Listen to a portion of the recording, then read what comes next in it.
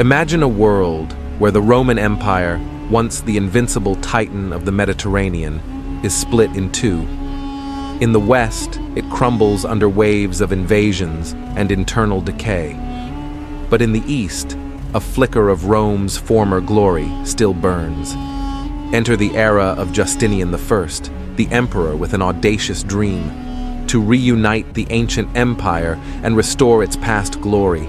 And leading this epic charge, a military genius who would come to be known as the last great Roman general, Belisarius. But who was Belisarius, and how did he earn his legendary reputation on the battlefield? Join us as we dive into the thrilling story of Belisarius, the general who led some of the most daring campaigns in Roman history.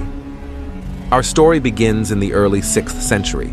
The Roman Empire in the east, often called the Byzantine Empire, is a shadow of its former self, clinging to life amidst a world of barbarian kingdoms. But things are about to change. On the throne is Justinian I, an emperor with a vision that would alter the course of history.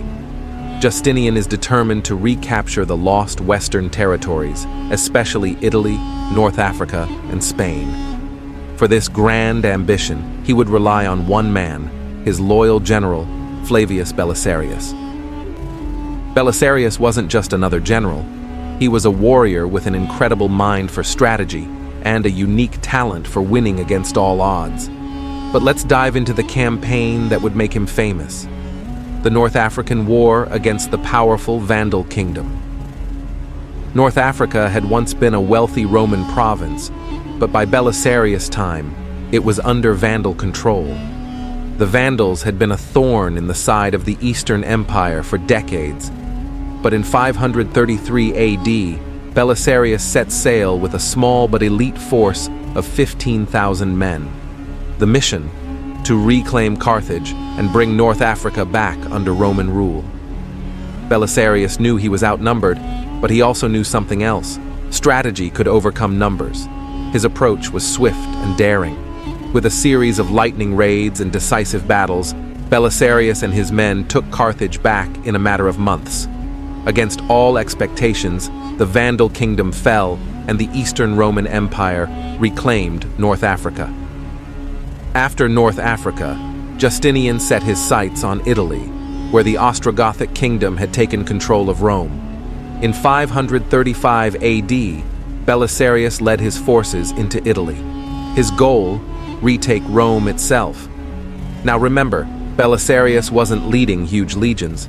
He often commanded forces that were a fraction of his enemies. But Belisarius had a gift for turning small forces into powerful, disciplined armies. Belisarius's campaign in Italy reads like a novel of ancient warfare. He laid siege to cities, won improbable victories, and even defended Rome itself against massive Gothic armies. One of his most daring feats? Holding Rome with just a few thousand men against an enemy many times their size. Despite his loyalty, Belisarius was repeatedly recalled to Constantinople, sometimes stripped of power, and yet he returned to service whenever Justinian needed him. But through it all, he remained loyal, driven not by personal ambition, but by a sense of duty to Rome and to Justinian. So, was Belisarius truly the last great Roman general?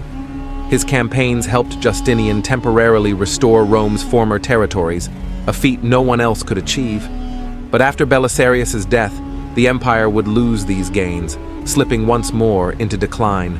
Belisarius's life was a bittersweet reminder of Rome's past glories, a glimpse of what could have been, if only for a moment. Belisarius's story is one of loyalty, resilience, and the unyielding spirit of a man who fought against impossible odds. A man who, in many ways, embodied the very spirit of Rome itself. So, was Belisarius the last great Roman general, or was he simply the last to fight for a fading dream? Let us know in the comments below. And if you enjoyed this journey through history, hit that like button, subscribe, and ring the bell so you don't miss out on more stories from the past. Thank you for watching, and we'll see you in the next episode.